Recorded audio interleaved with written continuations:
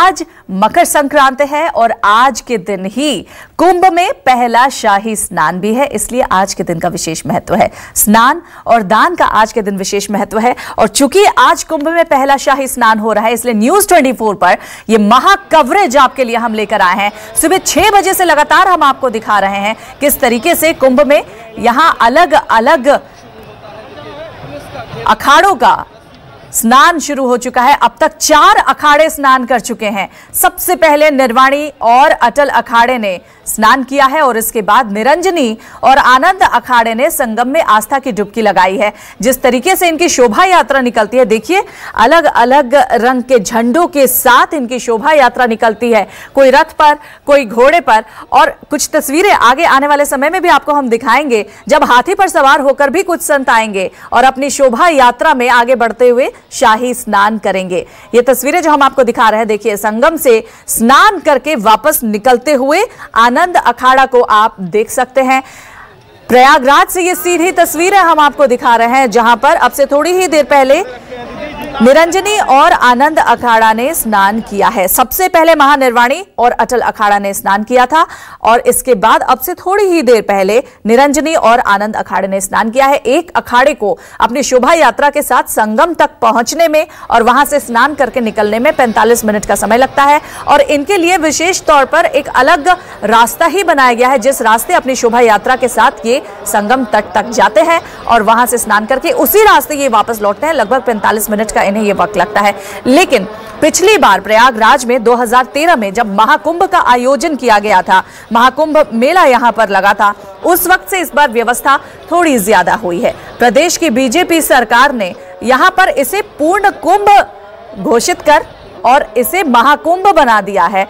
लेकिन अर्धकुंभ में महाकुंभ जैसी तैयारियां यहां पर है और इस अर्धकुंभ में अलग अलग अखाड़े देखिए किस तरीके से संगम तट पर जाते हुए स्नान करने के लिए इनकी गति देखिए। इसी गति से ये आगे बढ़ते हैं, स्नान करके इसी गति से ये वापस आते हैं। चूंकि मौसम की बात हमने यहाँ पर अपने संवाददाता वरुण से की थी, उन्होंने बताया कि सुबह 4 बजे के बाद से यहाँ पर ठंड काफी ज्यादा बढ़ गई है और धीरे धीरे टेम्परेचर नीचे जाता जा रहा है। लेकिन इससे वहां पर जो साधु संत हैं, जो अखाड़े के सन्यासी हैं, साथ ही साथ जो आम लोग हैं, उनकी श्रद्धा में कोई कमी नहीं आई है। आज के दिन उन्हें पावन डुबकी लगानी है तो इसके लिए वो रात से ही आकर संगम तट पर डट गए हैं। इस महाकुंभ पर प्रसिद्ध कथावाचक मुरारी बापू ने न्यूज 24 से खास बातचीत में कुंभ के महत्व को लेकर क्या कुछ कहा, आपको सुनवाते हैं। 2 वस्तु सिखाती है, एक बहिर स्वच्छता और भीतरी पवित्रता। इन दोनों का संगम हमारे पूरे राष्ट्र में, सुंदर विश्व में होना चाहिए कि हम, हमारा परिवार, हमारा समाज, हमारा राष्ट्र, हमारा सुंदर विश्व बाहर से स्वच्छ रहे और भीतर से पवित्र रहे। इन नदियों को हम बाहर से अस्वच्छ कर देते हैं, भीतर से तो पवित्र है ही, कोई उसको अपवित्र नहीं कर सकते। लेकिन बाहर से हम जो अस्वच्छ कर रहे हैं उसका भी हम ध्यान रखें और जिस रूप में इस बार के कुंभ का प्रारूप हमारे सामने आया है, हर वक्त उसमें बहुत पवित्रता के साथ उसका आयोजन किया जा रहा है, पूरी श्रद्धा के साथ आयोजन किया जा रहा है। संगम में स्नान करने से पाप धुल जाएं, ये तो स्वाभाविक है, कोई सवाल ही नहीं।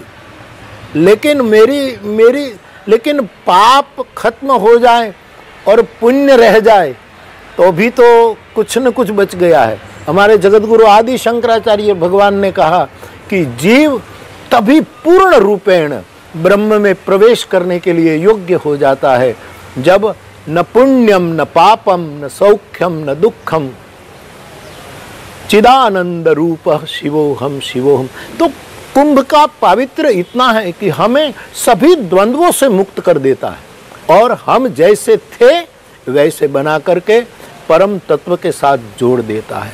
तो पाप का छूटना ये तो बिल्कुल सामान्य है, लेकिन समस्त द्वंद्वों से हमें ये मुक्त कर देता है। ऐसी मेरी गुणातीत श्रद्धा है। मुरारी बापू को आपने सुना कुंभ के विषय पर वो क्या कुछ कह रहे थे। इस बार अर्धकुंभ जो कि प्रयागराज में लगा है। हमारे साथ स्टूडियो में कुछ खास मेहमान हैं। पंडित सुरेंद्र शर्मा हैं, पंडित राजकुमार शास्त्री हैं, राजीव नारायण शर्मा, ये तीनों हमारे साथ स्टूडियो में मौजूद हैं। साथ ही साथ वरुण सिन्हा प्रयागराज से हमारे साथ मौजूद हैं, जो कि इस ठंड में वहां पर सुबह 4 बजे से मौजूद हैं और हमें बता रहे हैं किस तरीके से लोगों की आस्था श्रद्धा वहां पर है, साथ ही साथ किस तरीके से लोग आस्था के इस महाकुंभ में जाकर डुबकी लगा रहे हैं और समस्त पापों से निजात पा रहे हैं। वरुण के पास भी आएंगे, लेकिन उसके पहले राजीव नारायण शर्मा जी हमारे साथ हैं, जो कि अभी अभी हमारे साथ जुड़े हैं। आपका स्वागत है राजीव जी। और सबसे पहले तो ये कंफ्यूजन है कि ये अर्धकुंभ है या महाकुंभ है, क्योंकि हर 6 साल बाद अर्धकुंभ होता है, 12 साल बाद महाकुंभ होता है। क्या ये महाकुंभ है या अर्धकुंभ है? नहीं, ये देखिए, ये अर्धकुंभ ही है, क्योंकि ज्योतिष शास्त्र का विषय है, कुंभ का विषय ही ज्योतिष शास्त्र का। इसमें सूर्य, चंद्रमा, शनि और बृहस्पति का उल्लेख किया गया है हमारे शास्त्रों में। तो जब बृहस्पति कुंभ राशि में, सिंह राशि में और मेष राशि में जाएंगे तभी पूर्ण कुंभ होगा। वर्तमान में बृहस्पति अभी वृश्चिक राशि में है, तो कतई ये शास्त्रों के अनुसार पूर्ण कुंभ हो ही नहीं सकता।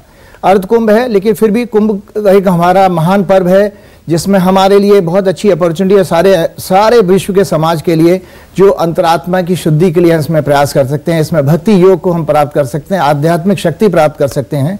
तो ये निश्चित रूप से पूर्ण अर्धकुंभ ही है। चलिए, अर्धकुंभ, लेकिन तैयारियां यहां पर देखकर आप खुद सोचिए, जिस तरह की तैयारियां हैं, इतनी भव्य तैयारियां हैं। प्रयागराज के अलग अलग रंग भी हमने आपको दिखाए, अलग अलग ऋषि मुनियों को हर जगह, घरों की दीवारों पर, मेट्रो पिलर्स पर, सड़क के आसपास दीवारों पर आप देख सकते हैं उकेरा गया है, उन्हें पेंट किया गया है, अलग अलग रंगों से पूरे प्रयागराज को सजा दिया गया है। घरों को आप देखेंगे, आप शायद 3 से 4 साल बाद या फिर पिछले महाकुंभ में 2013 में अगर आप यहां गए होंगे और इस बार आपको जाने का सौभाग्य मिले, तो आप खुद रास्ते भर में चलते हुए देखेंगे कि प्रयागराज पूरी तरह से बदल गया है। इस बार कुंभ के लिए किस तरीके की विशेष तैयारियां यहां पर की गई हैं, सिर्फ संगम तट पर नहीं, सिर्फ इतनी दूर ही नहीं जितनी दूर आप स्नान करेंगे या फिर शाही स्नान जहां पर होगा, बल्कि पूरे प्रयागराज में जगह जगह अलग अलग रंगों से हर तरफ हर चीज को सजा दिया गया। और सुरक्षा की जो अलग व्यवस्था है, इंतजामात है, वो उसके तो कहने ही क्या। और खोया पाया एक ऐसा यहां पर टेंट भी लगाया गया है, अलग अलग टेंट्स यहां पर लगाए गए हैं, जिसमें आप अपने अपनों से अगर बिछड़ रहे हैं, जिनके साथ आप यहां पर गए हैं, तो वहां पर भी आप जाकर इसकी अनाउंसमेंट करवा सकते हैं। ये देखिए तस्वीरें, सीधी तस्वीरें हम आपको दिखा रहे हैं, नागा साधुओं की तस्वीरें। नागा साधु जो कि आकर्षण का विशेष केंद्र रहते हैं, इन्हें एक बार देखने के लिए हर कोई लालायित होता है, इनके ऊपर किताबें पढ़ने के लिए हर कोई लालायित होता है। सिर्फ देश में ही नहीं बल्कि विदेशों में भी आप देखेंगे, सबके मन में ये उत्सुकता रहती है कि आखिर नागा साधु होते क्या हैं। इन्हें एक बार अपनी आंखों से देखने की उत्सुकता होती है। और अगर आप कुंभ में पहुंचे हैं तो यकीन मानिए यहां पर आपको नागा साधुओं को देखने को मिलेगा। इनके बारे में कहा जाता है कि इन्हें गुस्सा बहुत जल्दी आता है, इनके एक हाथ में माला होती है तो दूसरे हाथ में भाला होती है। चलिए, हमारे साथ पंडित सुरेंद्र शर्मा भी हैं। पंडित सुरेंद्र शर्मा, नागा साधुओं को देखने के लिए मन में हर किसी की उत्सुकता रहती है। नागा साधुओं का क्या महत्व होता है, क्यों इन्हें नागा साधु कहा जाता है? एक तो परित्याग का पर्याय है नागा साधु, क्योंकि इन्होंने वस्त्र वगैरह, आपने देखा कि सब वस्त्रहीन हैं, और क्योंकि ये धर्म की रक्षा के लिए हथियार भी रखते हैं। जब जब धर्म की हानि होती है तो नागा बाबा आगे आते हैं।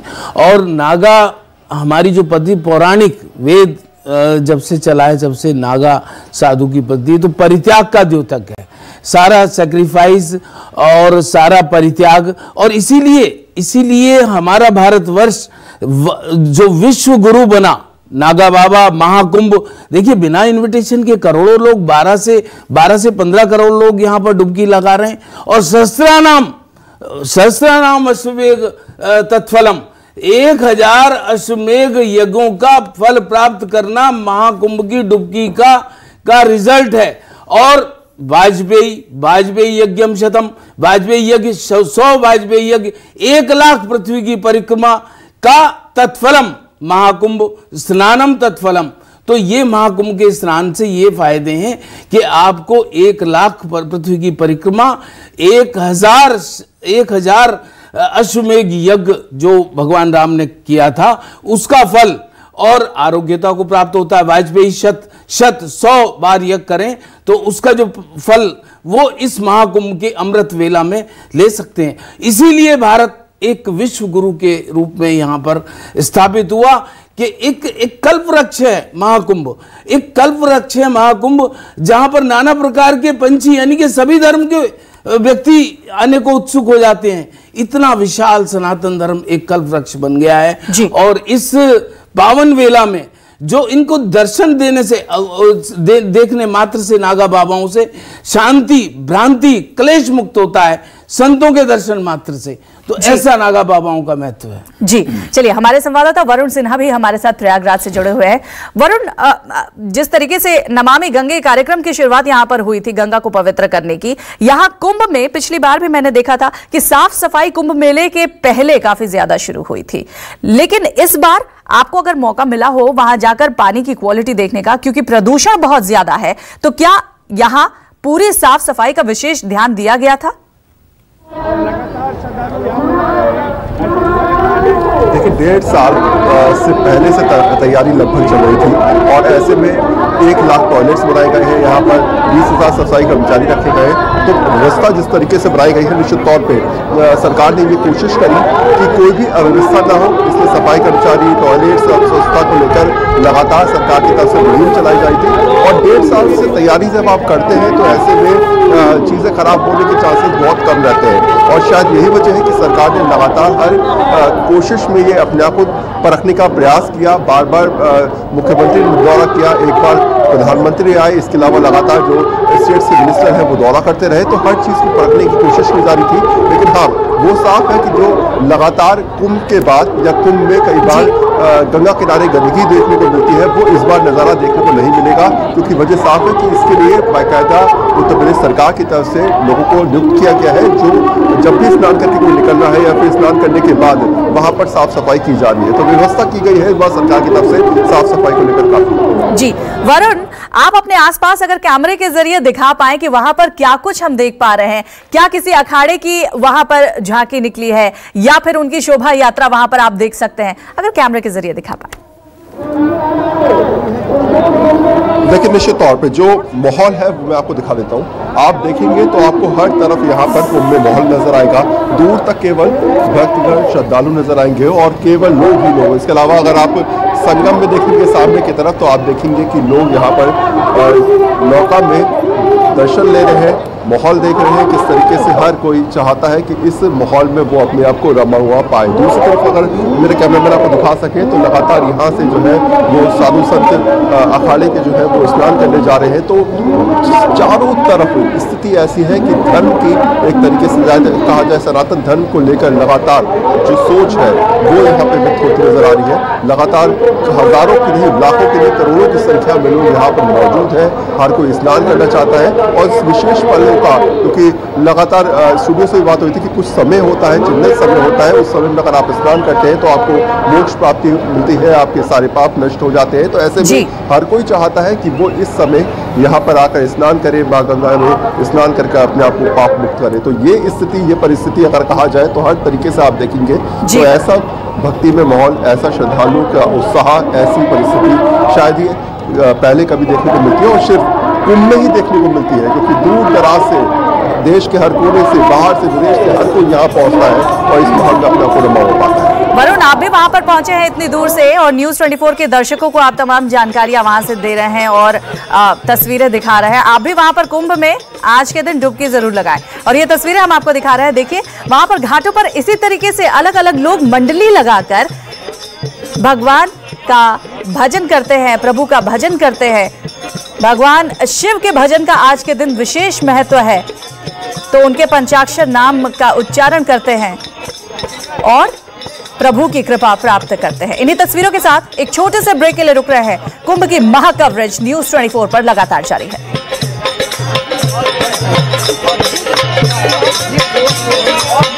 कुंभ पर इस महा कवरेज में, जो कि न्यूज़ 24 पर सुबह 6 बजे से लगातार जारी है और पूरे दिन कुंभ से जुड़ी विशेष कवरेज हम आपको दिखाते रहेंगे। अलग अलग कैमरों के जरिए हम आपको तस्वीरें दिखाते रहेंगे, सीधी तस्वीरें भी दिखाएंगे। फिलहाल 4 अखाड़ों का स्नान यहां पर हो चुका है। स्टूडियो में हमारे साथ 3 खास मेहमान हैं। पंडित राजकुमार शास्त्री हैं, पंडित सुरेंद्र शर्मा हैं और राजीव नारायण शर्मा है धर्म के जानकार, ये तीनों हमारे साथ जुड़े हैं और प्रयागराज से हमारे साथ हमारे दो संवाददाता हैं, वरुण सिन्हा है और मानस श्रीवास्तव है।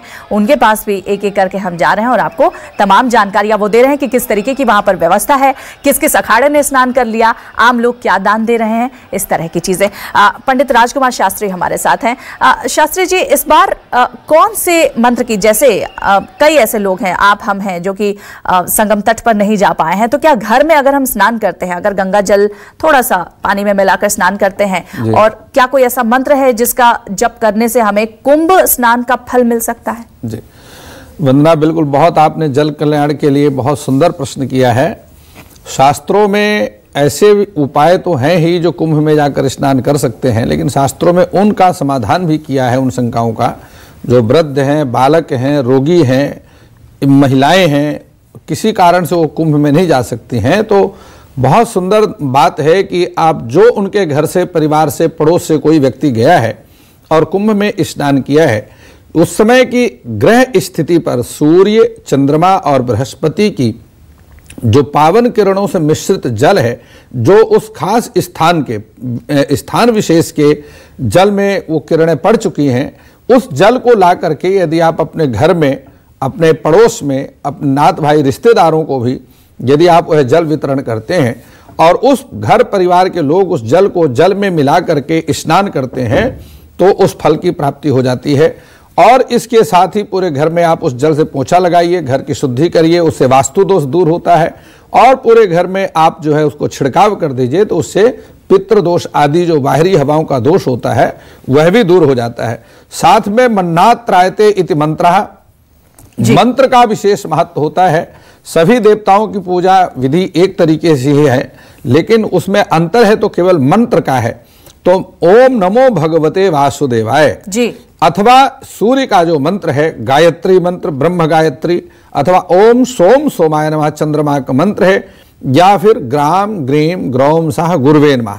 यदि आपने गुरु धारण किया है विशेष विद्वान से, तो गुरु के द्वारा जो दिया गया मंत्र है उसका जाप करें, अन्यथा गुरु जो बृहस्पति का मंत्र है पंचांग में दिया हुआ, अन्यथा अपने आसपास के किसी विद्वान से ग्रहण कर लें और उनका जाप करें, विशेष लाभ होगा। चलिए, तो अगर आप कुंभ में नहीं जा पाए हैं, स्नान नहीं कर पाए हैं, तो जो लोग वहां पर गए हैं, अगर आपके जानकार हैं, आप उनसे वहां का जल मंगा सकते हैं और फिर स्नान कर सकते हैं। आज के दिन दान का भी विशेष महत्व माना गया है। पंडित सुरेंद्र शर्मा जी, दान का क्या महत्व है और कौन सी ऐसी चीज है जो आसानी से दान करके हम पुण्य कमा सकते हैं? देखिए, दान यहाँ पर गुड़, उसके बाद स्नान के बाद कुंभ घड़े में घी घृत भर करके, ऐसा भी कई प्रांतों में कि घड़े में घर भरते, बाकायदा विष्णु पूजन, विष्णु सहस्त्र नाम, और बाकायदा जो है सूर्य स्रोत पढ़ा जाता है, सूर्य स्रोत पढ़ा जाता है, गंगा स्रोत पढ़ा जाता है, गुड़ और तिल और आभूषण, यदि सक्षम है तो आभूषण और वस्त्र ब्राह्मण, किसी सदाचारी ब्राह्मण को दिए जाते हैं। ये पूजा करने के बाद ये सारा जो विष्णु सहस्त्र नाम, ये आपका सूर्य स्रोत इत्यादि करने के बाद ये वस्त्र इत्यादि किसी सदाचारी ब्राह्मण को देने से सैकड़ों गवों के दान का जो है पुण्य फल प्राप्त साधक कर सकता है। तो इस प्रकार की हमारी परंपरा है। और हर हर गंगे कह के जो वहां न जा सके, बहुत ही सिंपल मंत्र है वंदना जी, मैं बता रहा हूं। हर हर गंगे, गंगाए नमः, यमुनाए नमः, थोड़ा सा गंगा जल अपने बैकेट में, टब में डाल लें और गंगाए नमः, यमुनाए नमः 3 बार उसका ध्यान करके, उसका आचमन करके और स्नान करते हैं से पवित्र, और पहुंचा नहीं लगता, छिड़काव होता है। Spring the water in every corner, सारे कोनों में वाटर। तो इस तरीके से घर का वातावरण भी शुद्ध और पवित्र होता है। राजीव नारायण शर्मा से भी कुंभ के बारे में कुछ और जानकारी लेंगे, लेकिन दान का चूंकि आज विशेष महत्व है, अन्न दान का विशेष महत्व है, साथ ही साथ आप अगर गरीबों को कंबल का दान करते हैं, इसका विशेष महत्व है। छोटी सी चीजें आप करेंगे, आप समस्त पापों से निवृत्त भी हो जाएंगे और आपको शुभ फल की प्राप्ति भी होगी। न्यूज 24 पर यह महाकवरेज लगातार जारी है। पंडित राजकुमार शास्त्री जी इस वक्त हमें धन्यवाद कर रहे हैं और इसके बाद एक बार फिर वो हमारे साथ जुड़ेंगे और हमारे साथ स्टूडियो में पंडित सुरेंद्र शर्मा, राजीव नारायण शर्मा हमारे साथ रहेंगे और साथ ही साथ हमारे संवाददाता वरुण सिन्हा भी प्रयागराज से हमारे साथ बने हुए हैं। न्यूज 24 पर यह महा कवरेज लगातार जारी है। बाबा नागा साधुओं की टोली भी हम आपको कैमरा नंबर 6 से तस्वीरों में दिखा रहे हैं। आकर्षण का सबसे बड़ा केंद्र नागा बाबा माने जाते हैं और इनकी टोली भी लगातार आपको, अगर आप कुंभ में प्रयागराज में मौजूद हैं तो आपको वहां पर नजर आएगी। और दूसरी तरफ कैमरा नंबर 4 में आप देख सकते हैं व्यवस्था, यहां पर सुरक्षा व्यवस्था चाक चौबंद है। एम्बुलेंस की भी व्यवस्था यहां पर की गई है। पुलिस चप्पे चप्पे पर अपनी नजर रख रही है। कई हजार तो सीसीटीवी कैमरे निगरानी के लिए लगाए गए हैं। एलईडी लाइट से पूरे प्रयागराज संगम तट को सजा दिया गया है। वहीं लोग रात से ही यहां पर गद्दे रजाइयों के साथ मौजूद थे क्योंकि ब्रह्म मुहूर्त में उन्हें स्नान करना था और महापुण्य प्राप्त करना था। ये दो तस्वीरें हम आपको दिखा रहे हैं। निर्वाणी और अटल अखाड़ा की शोभा यात्रा हम आपको एक तरफ दिखा रहे हैं, वहीं निरंजनी और आनंद अखाड़े की भी शोभा यात्रा हम आपको दिखा रहे हैं। इन दो तस्वीरों में इन चारों अखाड़ों की शोभा यात्रा आप देख सकते हैं। इनका शाही स्नान पूर्ण हो चुका है और अब जो अगला शाही स्नान होगा वो जूना अखाड़ा और किन्नर अखाड़ा का होगा। खास बात यह है कि जूना अखाड़ा सबसे ज्यादा लोकप्रिय अखाड़ा यहां पर 13 अखाड़ों में से होता है और अलग ही तरह की साज सज्जा, यहां पर अलग ही तरह की शोभा यात्रा जूना अखाड़ा की आपको हर बार देखने को मिलती है। वहीं एक और खास बात, किन्नर अखाड़ा पहली बार आपको जूना अखाड़े के साथ कुंभ में स्नान करते नजर आएगा। हालांकि इस पर थोड़ा विवाद भी हुआ था, लेकिन किन्नर अखाड़ा ने यह साफ कर दिया था कि इन्हें किसी की अनुमति की जरूरत नहीं है। क्या कुंभ में नहाने से पाप वाकई धुल जाते हैं? न्यूज 24 से खास बातचीत में पूछे गए इस सवाल के जवाब में स्वामी अवधेशानंद महाराज ने क्या कहा, आपको सुनवाते हैं। बात पाप की नहीं है। हम हमारे सारे सारोकार जल से हैं, नीर से ही नारायण है। हमारा आचमन, स्नान, तर्पण अथवा हमारी जो मूल सत्ता है वो जल से ही है। तो एक किसी विशेष पर्व में जल के नैकट्य से व्यक्ति अपने स्वभाव में लौटता है। वो अपनी सत्ता, निजता, स्वरूप और अपने अस्तित्व को अनुभूत कर पाता है। बात पाप को धोने की नहीं है। कुंभ में आकर अपने स्वभाव, अपनी संस्कृति, संवेदनाएं और अपनी सत्ता को अनुभूत करने का ये अवसर है, पाप धोने के लिए नहीं है। ये तो अपने सत्य और अस्तित्व को अनुभूत करने का अवसर है। पर हाँ, वो इतनी कल्याणकारी सत्ता भी है कि उससे व्यक्ति निष्पाप भी हो जाता है। हमारे संवाददाता वरुण इस वक्त प्रयागराज में मौजूद हैं, उनके पास सीधे चलते हैं। वरुण, कुछ सीधी तस्वीरें आप दिखा पाए और बता पाए कि जूना अखाड़ा का शाही स्नान अब से कितनी देर में होगा, क्योंकि जो नियत वक्त था वो 8 बजे का था। 8:04 हो गए। क्या उनकी शोभा यात्रा की शुरुआत हो चुकी है?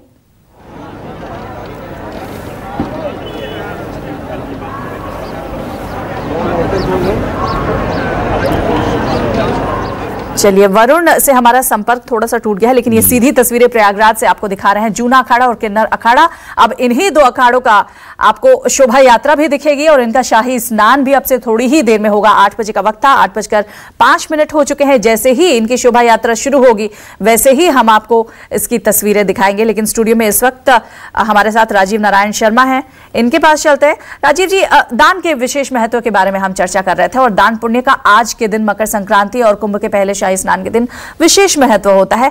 क्या ऐसी छोटी छोटी सिंपल चीजें होती है आम लोगों के लिए जो दान करने से आप पुण्य कमा सकते हैं? जी बिल्कुल, आपने बहुत अच्छी बात की। पहली बात तो मैं, ये अभी एक प्रश्न था आया था कि भाई 14 जनवरी से क्या कनेक्शन है मकर संक्रांति का। देखिए, 14 जनवरी से कोई लेना देना नहीं है। सूर्य जब भी धनु राशि से मकर राशि में प्रवेश करेंगे तो वही मकर संक्रांति है। मतलब अगर सूर्य की ट्रांजिशन मकर में जाना ही मकर संक्रांति है। चूंकि कल सूर्य रात को 8 बजे पहुंचे हैं मकर राशि में, तो हमारे हिंदू धर्म में उदय तिथि को माना जाता है। तो उदय तिथि आज ही मिली, इसीलिए आज 15 जनवरी को मकर संक्रांति हुई। अब दान की बात आती है। देखिए, उपनिषद का एक श्लोक है, यथा पिंडे तथा ब्रह्मांडे, कि जो ब्रह्मांड यूनिवर्स जिस प्रपोजिशन में बना है, जिस कॉन्स्टिट्यूएंट से बना है, उसी से हमारी बॉडी बनी हुई है। तो अब यहाँ पर है कि सांख्य योग के अनुसार हम 24 तत्वों से बने हुए हैं। 10 इंद्रियां हो गई, ज्ञान इंद्रिय, कर्मेंद्रियां, पंच तत्व हो गए, उनकी तन्मात्राएं हो गई, मन, बुद्धि, चित्त, अहंकार। ये प्रकृति का हम हिस्सा है। इसी से प्रकृति बनी, इसी से आप बने हैं। अब प्रकृति का मूल गुण क्या है? जो मूल गुण है प्रकृति का है वो देना, टू सर्व, टू गिव। तो सूर्य आपको इतने लाखों वर्षों से रोशनी दे रहे हैं, तापमान दे रहे हैं, वेजिटेशन के कारक हैं, फोटोसिंथेसिस के जरिए सारी जितनी भी प्रोड्यूस उत्पन्न होते हैं उनसे आपका कोई बिल नहीं आ रहा इलेक्ट्रिसिटी का। हवा भी आपको दे रही है, जल भी इंद्रदेव आपको बरसाते हैं। तो जब प्रकृति का हर तत्व जो है आपको, हर कॉन्स्टिट्यूएंट्स आपको दे रहा है, तो वही आपका मूल गुण है। सो दान करने से हम बेसिकली एक वैराग्य का प्रोसेस शुरू होता है, और ईश्वर को प्राप्त करने के लिए पहली प्रथम सीढ़ी ही वैराग्य है कि जब तक आपके पास कोई चीज है, अगर और यहां पर कहीं भी ऐसी किसी भक्तों को मैं बताना चाहता हूं, आपके दर्शकों को ये बताना चाहता हूं कि अगर आपके पास कुछ नहीं है तो आप मानसिक दान कर सकते हैं। नहीं तो अगर ऐसा ईश्वर प्राप्ति में कोई धनाढ़ को ईश्वर मिलेंगे ऐसा कहीं नहीं लिखा है। मानसिक दान क्या है? मानसिक दान क्या, अगर मैं देना चाहता हूं, मेरे पास पुष्प नहीं है, मेरे पास पैसे नहीं है, मैं गरीब हूं, मैं बूढ़ा हूं, मैं स्त्री हूं, ये है, तो जो लोग वंचित लोग हैं वो कैसे करें? इसका मतलब ईश्वर नहीं मिलेगा। वो कहेंगे मैं, हे प्रभु मैं आपको पुष्प अर्पित करता हूं, हे प्रभु मैं पृथ्वी रूपी गंध आपको अर्पित करता हूं। ये मानसिक पूजा में कहा गया। मानसिक पूजा लाखों करोड़ों गुना आपकी पदार्थ की पूजा से उत्तम मानी गई है, क्योंकि उसमें डायरेक्ट आपकी आत्मा परमात्मा से कनेक्ट कर जाती है। क्योंकि वस्तु तो आपकी बिगड़ जाएगी, सड़ जाएगी, कुछ हो जाएगी, उसमें ऊंच नीच हो जाएगा, उसमें दोष निकाल सकते हो, इसने छोटा दिया, इसने बड़ा दिया। तो ईश्वर को प्राप्त करने में सरलता लाइए। जितना आप सरल होते जाएंगे भगवान उतनी जल्दी मिलेंगे। पौराणिक कहानियां उठा के देख लीजिए, इतिहास में कभी भी ज्ञानी को भगवान बहुत मुश्किल से मिले हैं और भक्त को आसानी से मिले हैं। जाहिर तौर पर तो साइंटिफिक रीजंस क्या है दान के पीछे, ये भी आपको बहुत अच्छे से राजीव जी ने यहाँ पर समझाया है। पंडित सुरेंद्र शर्मा के पास भी चलेंगे, लेकिन उसके पहले एक बार सीधी तस्वीरें हम दिखा देते हैं। वरुण के पास चल लेते हैं, प्रयागराज, क्योंकि आज इन्हीं तस्वीरों का विशेष महत्व है। वरुण, आपके जरिए हमारे जो समस्त दर्शक हैं न्यूज 24 के, आपके जरिए ही इस कुंभ के दर्शन कर रहे हैं। इस वक्त आप क्या कुछ देख पा रहे हैं? कौन कौन से अखाड़े स्नान कर चुके हैं? जूना अखाड़ा विशेष आकर्षण का जो केंद्र होता है, कितनी देर में इसकी शोभा यात्रा शुरू होगी और शाही स्नान होगा? और किन्नर अखाड़ा भी विशेष महत्व है, क्योंकि जूना और किन्नर अखाड़ा एक साथ यहां पर स्नान करने आ रहे हैं।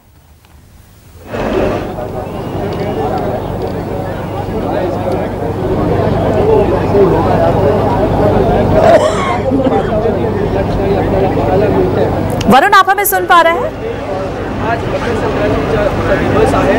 जो मैं चाहूंगा दोबारा से अपने सवाल को वरुण, जूना अखाड़ा की शोभा यात्रा क्या शुरू हो चुकी है? क्योंकि 8:05 के आसपास का 8 बजे का वक्त था जब जूना अखाड़ा और किन्नर अखाड़ा को शाही स्नान करना था। तो क्या इन दोनों अखाड़ों की शोभा यात्रा शुरू हो चुकी है? देखिए, लगातार शोभा यात्राएं चल रही हैं यहाँ पर, और अगर आप दूसरी तरफ देखेंगे तो एक के बाद एक साधु संत अखाड़े यहाँ पर आ रहे हैं। थोड़ी देर में यहाँ पर जूना अखाड़ा की शोभा यात्रा शुरू हो जाएगी।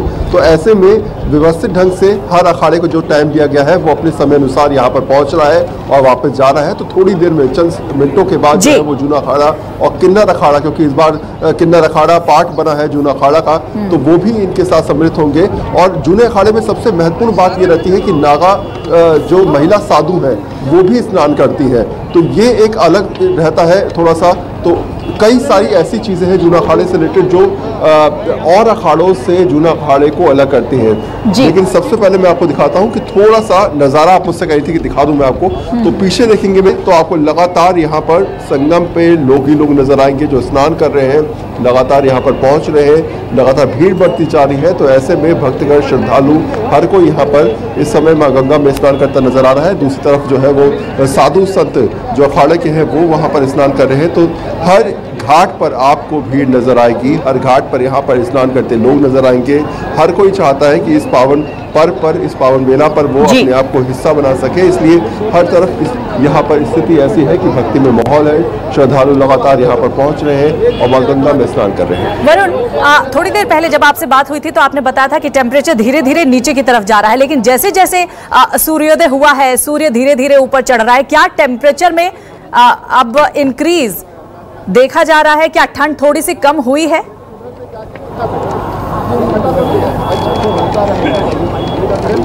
जी बिल्कुल, ठंड कम हुई है और ठंड कम होने के साथ साथ चेहरों पर लोगों की मुस्कान आनी भी शुरू हो गई है, क्योंकि पिछले 2-3-4 घंटे में लगातार ठंड यहाँ पर बहुत ज़्यादा थी।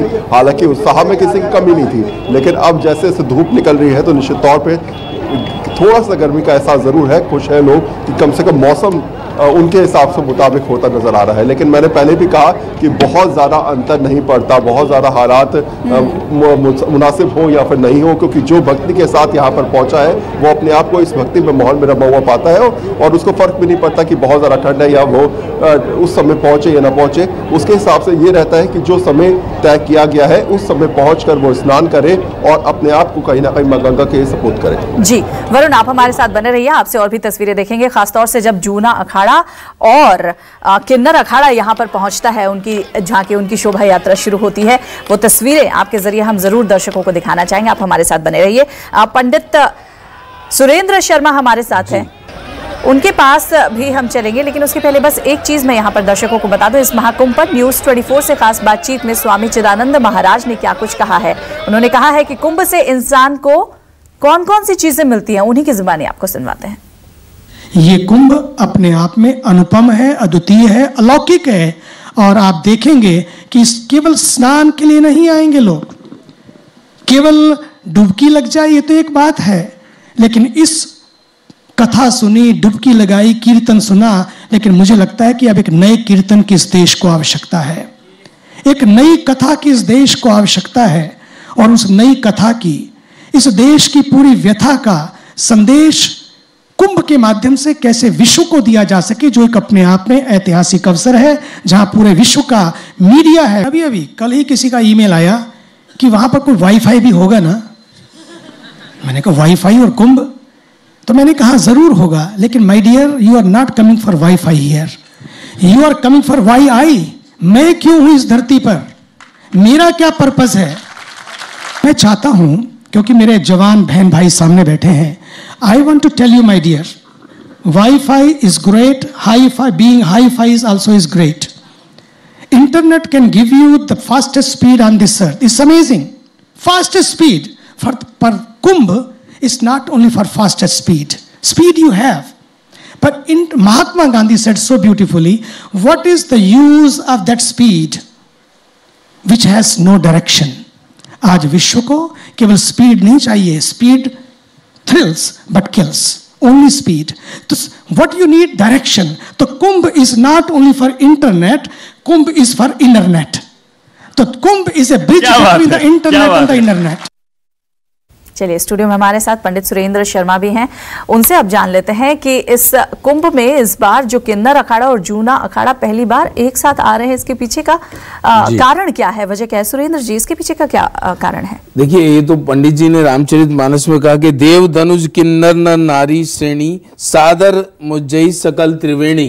तो ये किन्नर जो है भगवान ने बनाए हैं, और जब नारी बनाए, नर बनाए, तो किन्नर, तो इनको ये, और इस बार ये अभूतपूर्व बात हुई कि जूनागढ़ अखाड़े के साथ कागजी कार्रवाई इनकी हुई, समझौता हुआ और उनके साथ ये संलग्न हो गए, तो उन्हीं के साथ स्नान करेंगे। और सौंदर्य की बात देखिए, जैसे हमारे साधु संतों का एक ओज है, तेजस्विता है, ऐसी किन्नरों के तेजस्विता और सौंदर्य का यहाँ देखने को अद्भुत मंजर और अद्भुत एक मौका मिलता है। और किन्नर अखाड़े ने भी सिद्ध किया कि वो भगवान के बनाए हुए हैं, और उनको भी पूरा पूरा अधिकार जूनागढ़ अखाड़ों ने दिया, उनका पूरा पूरा महत्व, पूरा पूरा सम्मान पृथ्वी पर है। और इस बात को देखते हुए उनको भी जो है एक विशेष महत्व लेकर के जून, और कागजी कार्रवाई भी हो गई इनकी, आपस में जो है संलग्नता के जो कागज वो तैयार हो गए, और ये साथ साथ ही स्नान के लिए जाएंगे किन्नर और जूनागढ़ इलाके के